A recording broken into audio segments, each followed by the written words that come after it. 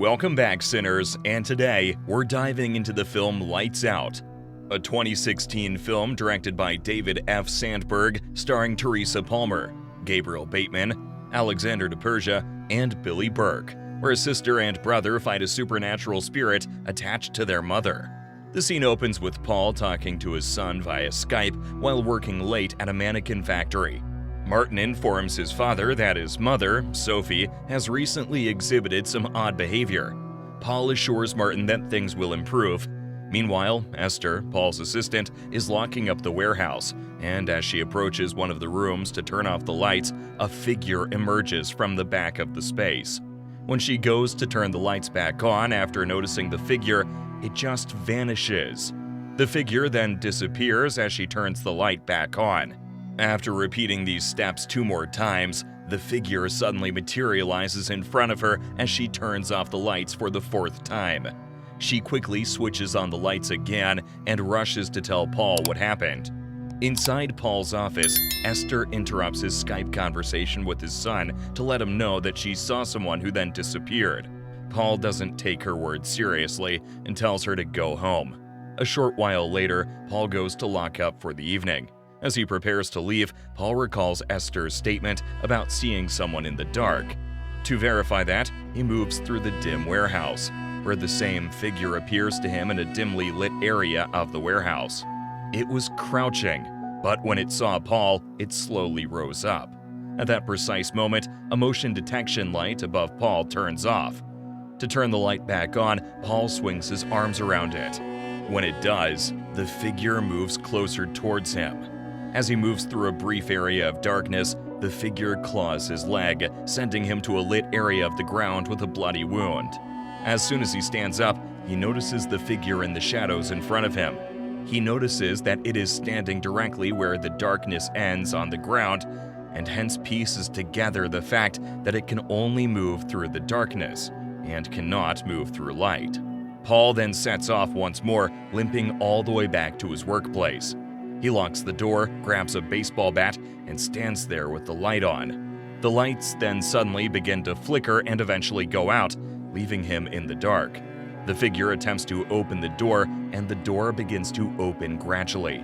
Seeing that, Paul gets ready with the bat to attack it. But before he takes a swing, Paul is suddenly dragged into the shadows from behind, and later his dismembered body is dumped somewhere on the opposite side of the warehouse. A few days later, when Martin is about to fall asleep, he hears his mother, Sophie, speaking with someone. He then moves down the hall to her room and sees Sophie speaking to someone in the dim bathroom. Seeing Martin standing outside her room, she apologizes for waking him up and tells him to go back to bed. Although Sophie urges him to get some rest, Martin starts to feel frightened. As he walks back to his room, Martin turns around and notices Sophie waiting at the door to her room, and a sinister hand at the corner of the door. Running back to his room, Martin locks the door and returns to bed. Suddenly, the lights outside his room turn off and the door handle begins to jiggle, as if someone is trying to enter the room. A few days later, Martin is called to the nurse's office after he falls asleep in the classroom 3 times in a row. The school tried to call Sophie, but they couldn't reach her. Hence, they contact Martin's stepsister, Rebecca, who lives with her boyfriend, Brett, and inform her about Martin's recent activities. Brett and Rebecca arrive at the school and talk to Martin in private. While talking, Martin informs Rebecca that he hasn't been sleeping recently because of the events happening in the house.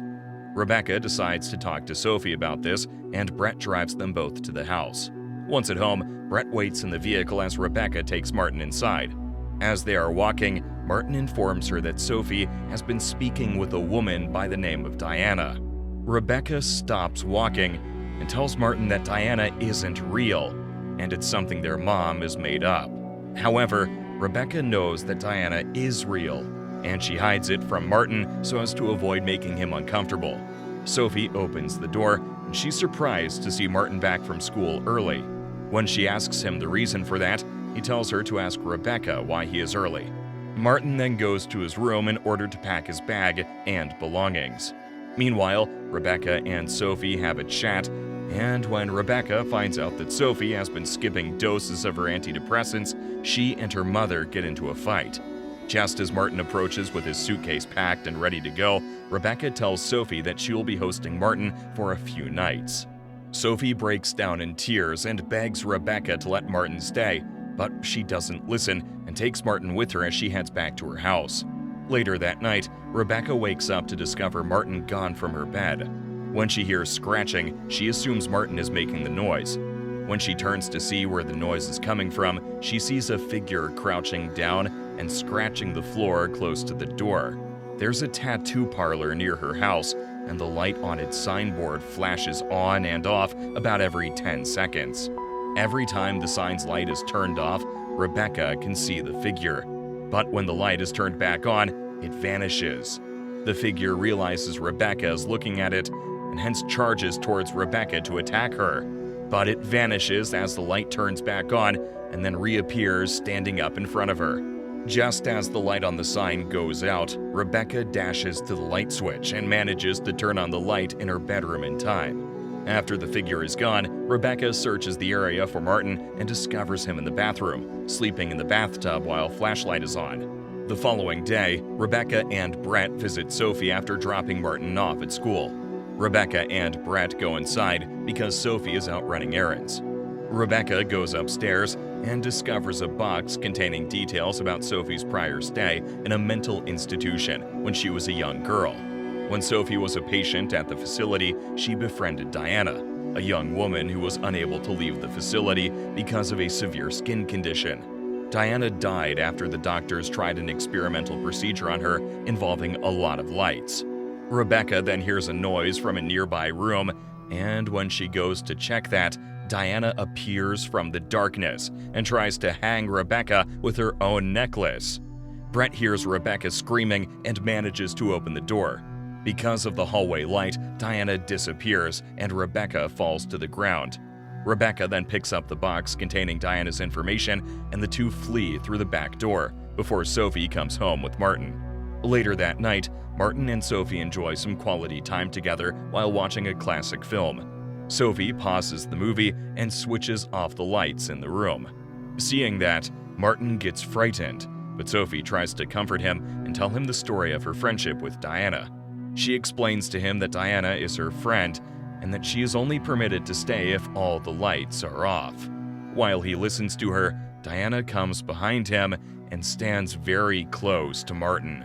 Seeing it, he freaks out and runs to switch on the lights. Diana tries to stop him, but Sophie gets in the way, and as a result, Diana smacks Sophie, knocking her to the ground. Martin makes use of this time to get out of the house and run away. Martin goes to Rebecca's house and tells her Diana is real. Brett then goes out to the store to buy some food and gives Rebecca some time to speak with Martin alone. As they were talking, they hear a knock at the door. Rebecca goes to answer the door thinking it's Brett, but finds nobody there. Suddenly, they hear a scratching noise coming from her bedroom's closet. She turns on the light and slowly moves toward the closet door, but inside they find nothing. All of a sudden, Diana grabs Martin's leg and tries to drag him under Rebecca's bed, but Rebecca drags him back to the light before Diana takes him inside.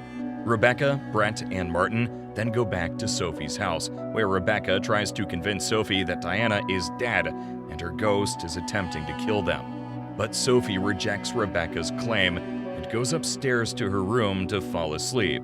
Rebecca then tells Martin that they will all be spending the night there, where Rebecca will share a bed with Martin in the same room while Brett sleeps on the couch. Rebecca notifies Sophie that she would be staying the night by going to her bedroom. Sophie opens the bedroom door as she moves away from it and expresses her gratitude for staying the night with Rebecca. Sophie then grabs her hand and sneakily slips her a note, saying, "I need help." Rebecca then rushes to find Sophie's medications, but all of them are expired. She then joins Martin in bed. Later that night, Diana cuts the power supply to the house.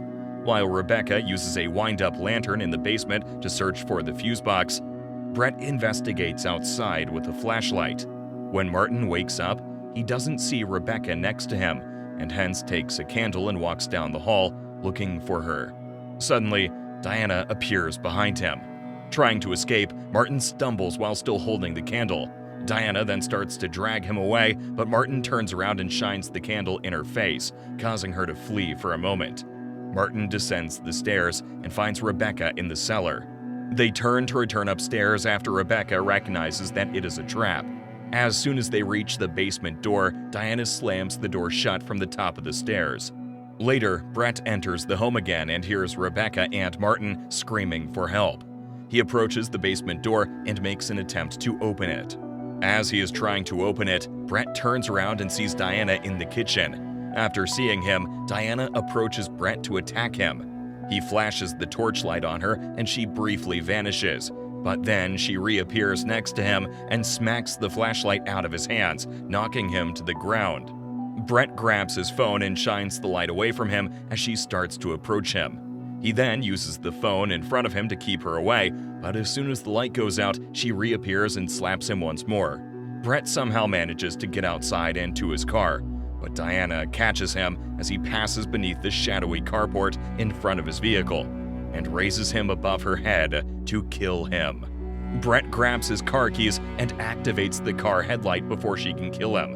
When the lights come on, Diana is forced to flee and Brett is knocked to the ground, barely escaping death. He then gets into the car and drives off to get some help. While all this happens, Sophie starts to understand Diana isn't her friend. Since Sophie has become attached to Diana as a spirit, she calls out to Diana and tells her that she cannot survive with her. As Sophie is about to take her medication, the furious Diana bursts in and slaps her across the room.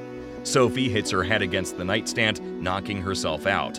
Back in the basement, Martin and Rebecca are still trying to come out from there. To keep the fire in the furnace going, she searches through a box and uses scraps of paper. After leaving Martin by the furnace, she goes in search of supplies that they might be able to use. Martin then finds an old ultraviolet light and gives it to Rebecca. Rebecca searches the basement with the ultraviolet light and finds writing scattered across the wall. Soon, Rebecca recognizes that Diana cannot be harmed by UV light when Diana appears out of nowhere. She then tries to grab a shovel and heads back to Martin, but Diana grabs her hand and stops her. Fortunately, Martin arrives there and shines a light on Diana's hand to save her. They then rush to the basement door and keep knocking, pleading with their mother for assistance. Meanwhile, Brett shows up with 2 policemen. While the 2 police officers enter, he stays outside in his car. Rebecca and Martin are eventually able to leave the basement, but not before Diana assassinates a policeman while he was inspecting the kitchen. Rebecca makes an effort to alert the other officer that she needs to use a flashlight in order to survive. But the officer doesn't pay attention, and when the policewoman sees Diana, she fires her weapon at Diana. But Diana vanishes whenever the gunshot's light appears, rendering the weapon useless against her. Later, the second officer is also brutally killed by Diana. After all these incidents, they plan to run away from the house. But Martin does not want to leave Sophie behind, even though Rebecca and Brett are leaving the house. Rebecca then asks Brett to watch over Martin while she goes to get Sophie. However, Diana attacks Rebecca as she ascends the stairs. Rebecca is then picked up by Diana and thrown off the balcony on the second floor, where she hits the ground with a thud, but escapes with little damage. Diana then descends the stairs and is about to murder Rebecca. But Sophie appears behind her carrying a gun belonging to one of the fallen officers and warns Diana that she will be held accountable if any of her children are ever harmed. Just as Diana is about to stop her, Sophie puts the gun to her head and pulls the trigger. As Sophie dies, Diana also vanishes into dust. Rebecca is overwhelmed with emotion as she witnesses how her mother saved them by sacrificing herself. She then crawls towards her mother, holds her lifeless body in her arms, and cries as the film ends.